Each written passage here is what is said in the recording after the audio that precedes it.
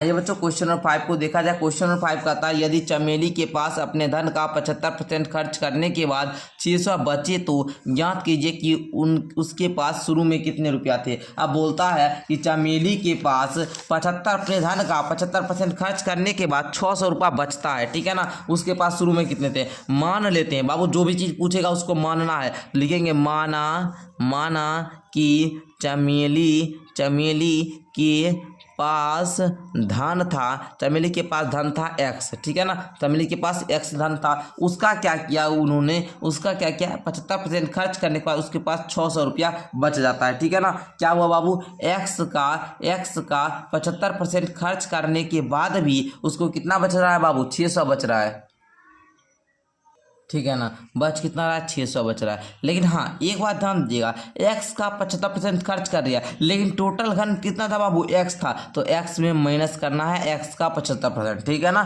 ये बात समझ में आया। कंडीशन सारा समझते जाइए, हम एक स्टेप समझ जाते हैं बाबू, ठीक है ना। स्टेप समझ लीजिएगा तो अच्छे तरीके से आप कहीं भी बाबू बना सकते हैं क्वेश्चन को, ठीक है। तो बोलेंगे x माइनस एक्स का 75% बराबर 600, तो बोलेंगे x माइनस एक्स गुना 75 बटा में 100 बराबर में 600। क्लियर। अब देखना बच्चे x माइनस 75 x बटे में 100 बराबर में 600 हो गया ना जी।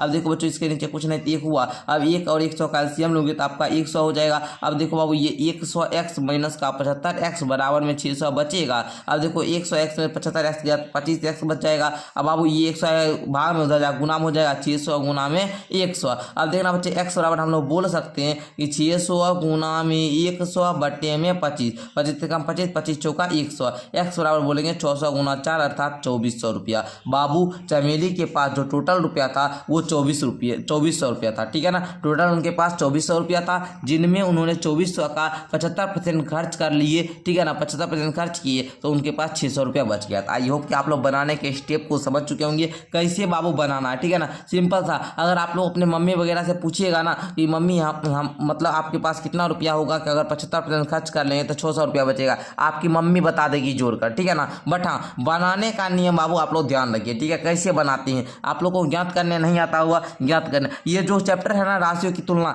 ये आपको सबसे अच्छा है ना, आप लोग अपने घर में सीख जाइएगा। ब्याज वगैरह निकालना है ना, मम्मी वगैरह अच्छे तरीके से सिखाती है, तो उनसे सीखिएगा। ऐसे हम तो आपको अलग अंदाज में सिखाएंगे ही, ठीक है ना। तो उसके लिए तो टेंशन लेना ही नहीं।